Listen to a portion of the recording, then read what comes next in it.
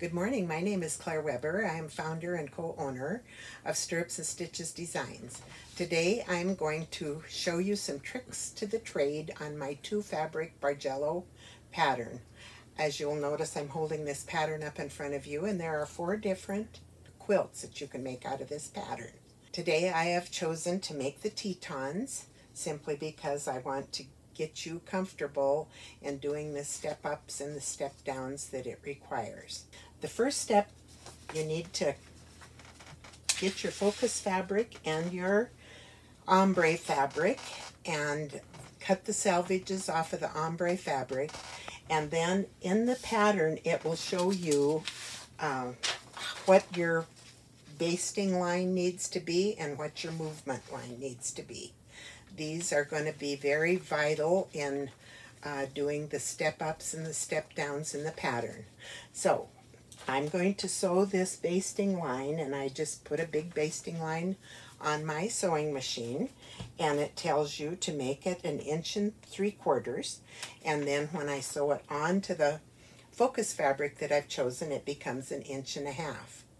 On the focus fabric that you've chosen, you cut the selvage edge off of one side and cut a 9.5-inch strip, and on that strip you sew both sides your basting line of 1 3/4 inches. And again, when you sew it together, it becomes 1.5 inches. Now I have taken the liberty of sewing those two together, and the next step is to sew this onto the other side of the ombre fabric, making a tube.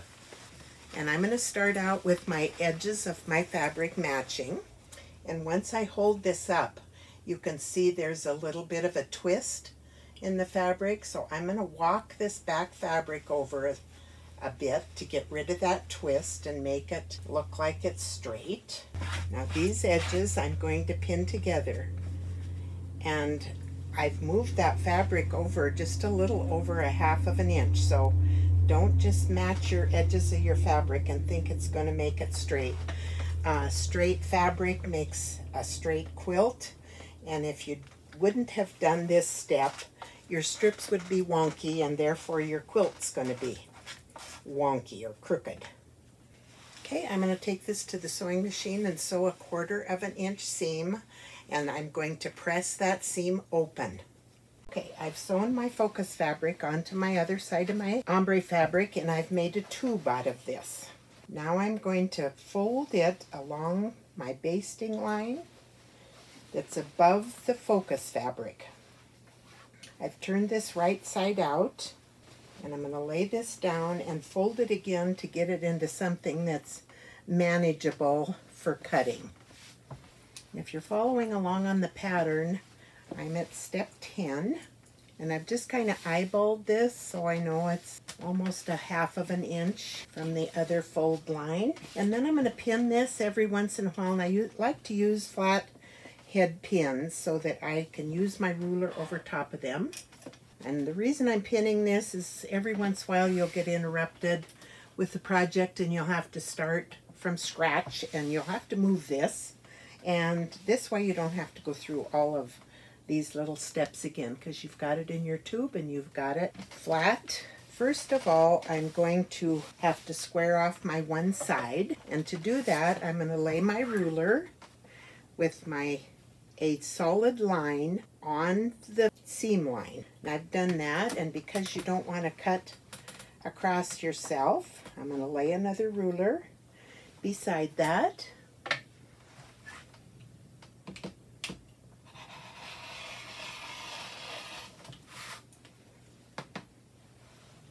And now I have a straight edge. I always check this to make sure that there wasn't something hiding back here that I didn't know about and maybe didn't get a straight seam. Now we are at cutting the strips, and you're going to go by your pattern, and because I'm doing the Tetons, I've given you the width of the strips, and I usually cut 5 strips at a time.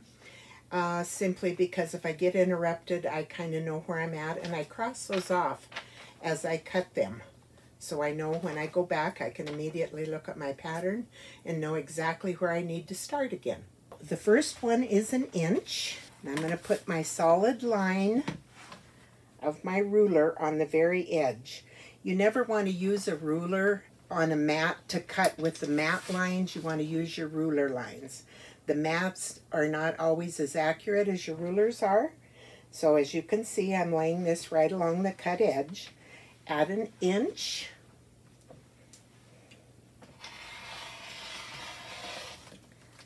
And that's going to be strip 1. Strip 2 tells me 1.5 inches, and strip 3 is 1.5 inches. Strip 4 is 1.5 inches, and strip 5 is 1.5 inches. So I'm just going to go ahead and cut all those strips. What makes this pattern so much simpler than some of the patterns that are out there is I will give you the first cutting directions of the first strip. And if you will look at your pattern, right down here in red, it tells me that I want that to be 8 inches from the bottom of my focus fabric. Okay, up here it will also tell you in red that your cutting measurement on row 1 is 8 inches. So I'm going to open this strip up, and I want to go below my focus fabric 8 inches. So again, I'm going to line my ruler up with that seam line, and I want to make sure that my strip is straight with my ruler, and I'm going to cut it at 8 inches. Okay, now when I want to attach strip number 2 to strip number 1, and it tells me that I'm stepping up. If I look at the pattern, the focus fabric is going up. Open this strip up, and I'm going to step up from the seam line to my basting line. Okay, first I'm going to lay it right there so that it's exactly where it came from, and then I'm going to step up. So see, I've made my basting line match this seam line match that basting line. I'm going to tip this back over. So my first strip is always on the top when I cut it. And I'm going to lay my ruler on there. And I'm going to move a solid line on the ruler on the edge of my fabric, and I'm going to lay my fabric right on that cut edge. And I'm cutting strip number 2 to the same place. Okay, then I'm going to go to this end of the fabric. And I know that these strips are the same length. And to keep your quilt straight, I'm going to pin this one with edges matching. And you really, if you keep that up, you should never have to square this quilt up. It should be square when you're done.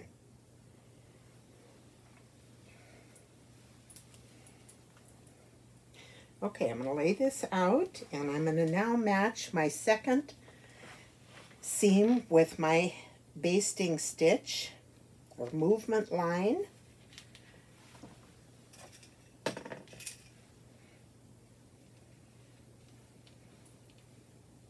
And this movement line gets matched up with that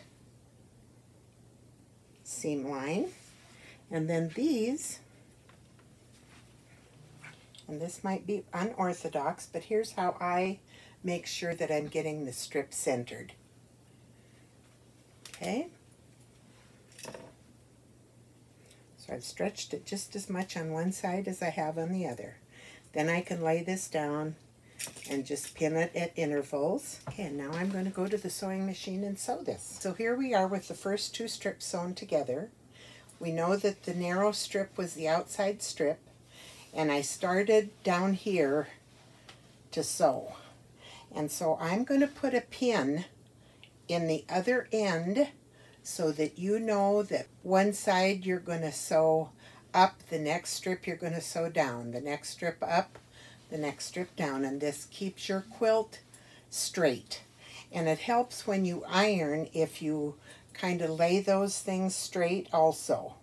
I put in the pattern, this was my first attempt at a 2 fabric Bargello, and I put in there to iron the seams open, but I've found after making dozens of these things that is not necessary. So I just iron to the first strip that I sewed on, and all the way across the quilt I will continue to lay the seam over to that first edge. I put this on the outside, and I'm going to leave it on the outside so that you know you don't ever want to sew a strip onto this side. It's easy to get mixed up when you've got similar sized strips. So I put the pin on this side, knowing that I'm going to start sewing from this side this time. And when I get my stitches started, I will move this pin down to the other side, but I will always leave it on that outside strip so that I know not to sew onto that strip. We're going to sew the third strip on.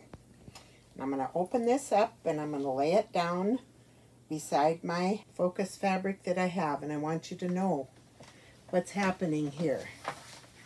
See, the purple is against the green here, and the green is against the purple. So I twisted that when I opened it, and this is something you got to be very careful of before you cut it. So turn it the other way and lay your focus fabric beside your other focus fabric and move it up a step. So I'm stepping up again to my seam line, matching my basting lines, and I'm going to pin that. And then I'm going to sew on a bunch of strips and not come back and do this. I think you've got the gist of how to do it. I'm going to make sure that you understand that if I had turned this around, I would have had the ombre going wrong. So you make sure you check that every time. If you line your ombres up, this should line up with color, because you are doing those strips one at a time and you're keeping them in line, so you know your ombre color hasn't really changed. So I'm going to turn this around like it should be. I'm going to match my ombre up, and there's my color matches. And I'm going to move this up one step. I'm going to go back and pin this on and sew it on, and I'm going to sew several strips on to where we can get up to the peak. So we can start the step down thing so you understand that. Well, we're back. It's a little later in the day, but we had to stop and do some traditional things for Christmas vacation, like make lefse. Anyway, here we are. We are on strip number 16 now. And if you'll notice, that's a pivot strip, which means that we're now going to start stepping down a step instead of stepping up. So I'm going to lay my strip here, right beside the one I had, making sure my purple is on top and my green's on the bottom. And I'm going to go down now. And I'm going to match my seams again with my basting. And there comes a point in this quilt when it's easier to go to the top instead of go to the bottom and have all this stuff buckled up underneath you.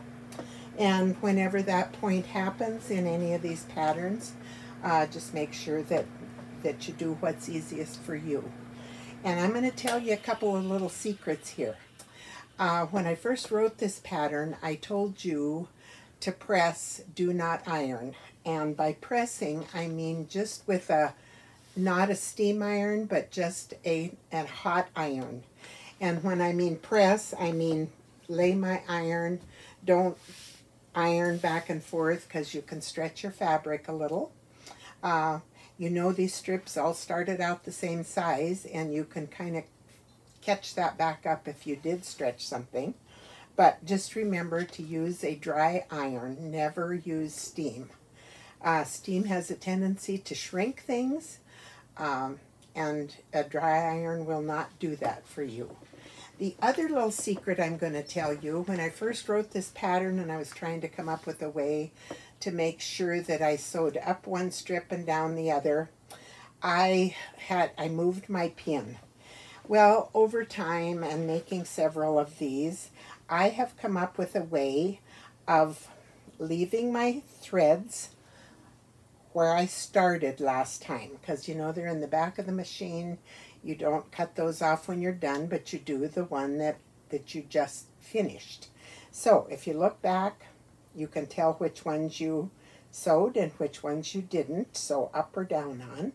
And so that's just kind of a handy little way to know which way your strip needs to be sewn, up or down.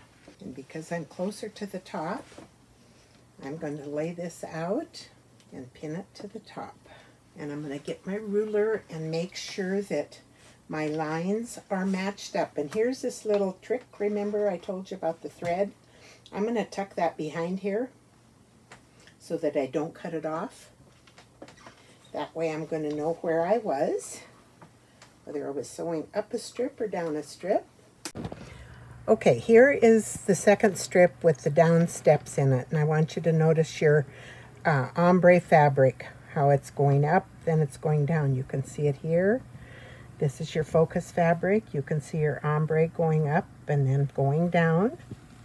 Get down in here into the lavender color, back down here into the green color. Every ombre fabric you get is going to be different. There's a lot of new ombres that are floral prints now that are absolutely beautiful in these quilts. It's just tricky to pick out what you're going to use as your focus fabric. I have some other Bargello patterns that are made from the wide backing of Stonehenge from Northcott Fabric Company. This is one of them. It's called the So Simple Bargello Road to Success. And the one behind me is made with their wide backing. This is the Lagoon color. This pattern will be coming out very soon. We're going to call it Riding the Waves. And I have a quilt that I did as a paint chip challenge in our guild.